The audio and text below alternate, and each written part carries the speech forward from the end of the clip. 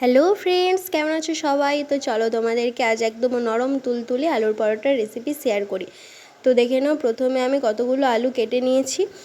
দিয়ে তোমরা এই সাইজে করতে পারো, এর থেকে ছোটো করতে পারো। দিয়ে প্রেসার কুকারে 4টা সিটি পর্যন্ত সেদ্ধ করে নেবো। এবার তোমরা তোমাদের প্রেসার কুকার অনুযায়ী সিটি দিয়ে সেদ্ধ করে নিও।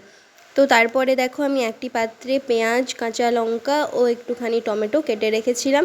তো তারপরে কড়াইতে একটু তেল দিয়ে, খুব কম পরিমাণে তেল দিয়েছি, দিয়ে দেবো ফোড়নে গোটা জিরে। তারপরে কেটে রাখা পেঁয়াজ, কাঁচা লঙ্কা, টমেটোটাকে দিয়ে ভালো করে খানিকক্ষণ লাল লাল করে ভেজে নেব। তারপর লাল লাল করে একটু ভাজা হয়ে গেলে বেসিক স্পাইসেস যেমন হলুদ গুঁড়ো, লঙ্কা গুঁড়ো, ধনে গুঁড়ো, জিরে গুঁড়ো এগুলো দিয়ে দিলাম। দিয়ে আবারও খানিকক্ষণ নেড়ে চেড়ে নিয়ে ভালো করে ভাজা ভাজা করে নেব। তারপর ভাজা ভাজা হয়ে এলে দিয়ে দেবো একটুখানি লবণ পরিমাণ মতো। তো লবণটা দিয়েও আবার খানিকক্ষণ নেড়ে নেব। দিয়ে নাড়া হয়ে গেলে তারপরে সেদ্ধ করে রাখা আলুটা ওতে দিয়ে দেব। তো আলুর পরোটা কার কার খেতে ভালো লাগে কমেন্টে অবশ্যই জানিয়ে যেও। এই বর্ষাকালে তো পরোটা যে কোনো জিনিসের সঙ্গে ভালো লাগে, আলুর পরোটা তো আরও দারুণ লাগে, যেহেতু খালিই চলে যায়, এমনিতেই কষ্টও কম হবে আর খেতেও ভালো লাগে।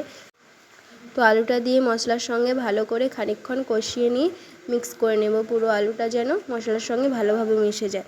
তারপরে হয়ে গেলে ওই পদ্ধতিটা, তারপরে আমি একটু ছানাও রেখেছিলাম, ঘরের দুধ ফেটে ছানা হয়ে গিয়েছিলো, তো সেটাও এতে অ্যাড করব। তোমরা এটা পুরোপুরি অপশনাল, তোমরা চাইলে দিতেও পারো আবার নাও দিতে পারো। তো ছানাটা দেওয়ার পর আবারও ভালো করে মিক্স করে নেব। তারপরে আলুর পুরটা রেডি হয়ে গেলে একটি পাত্রে তুলে রাখবো।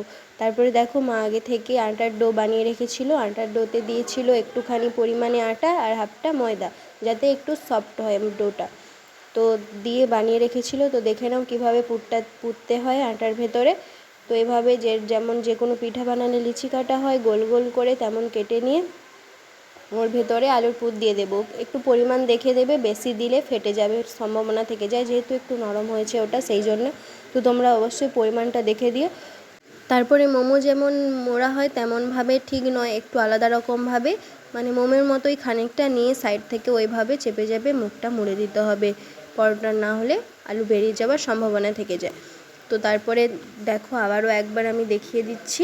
তো মোমোর মতো মুখটা একটু পেঁচিয়ে নিয়েছি, দিয়ে ভালো করে হাত দিয়ে একটু ঠিক করে নিলেই রেডি। তো দেখো, আবারও একবার আমি দেখিয়ে দিচ্ছি, ভালো করে দেখে নাও তোমরা। আর মা সেদিন একটু বেশি নরম ডো বানিয়ে দিয়েছিল, যার জন্য একটু অসুবিধা তো আমার হচ্ছিল, তোমরা একটু দেখে শুনে বানিও। তো আমি এইভাবেই সবগুলোতে পুর ভরে নেব, ঠিক আস্তে আস্তে করে। তারপরে পুর ভরা হয়ে গেলে দেখে নাও, এখানে আমার একটা ফেটে গিয়েছিল একটু বেশি নরমের জন্য। তারপরে আলুর পুর ভরা হয়ে গেলে পুর ভরা লেচিগুলোকে হালকা হাতে বেলনিতে আস্তে আস্তে করে বেলে নিতে হবে, যাতে না ফেটে যায়। তারপরে ওইভাবে বেলে কড়াইতে ভেজে নিলেই রেডি আমাদের আলুর পরোটা। তো তোমরা ট্রিক্সগুলো ফলো করে অবশ্যই আলু পরোটা ট্রাই করো আর করে জানিও কেমন হয়েছিল। আজকের মতো টাটা, পরের আবার কোনো ভিডিও নিয়ে অবশ্যই দেখা হচ্ছে। আর আমার ভিডিওগুলো ভালো লাগলে চ্যানেলটিকে অবশ্যই সাবস্ক্রাইব করে আমার পাশে থেকো।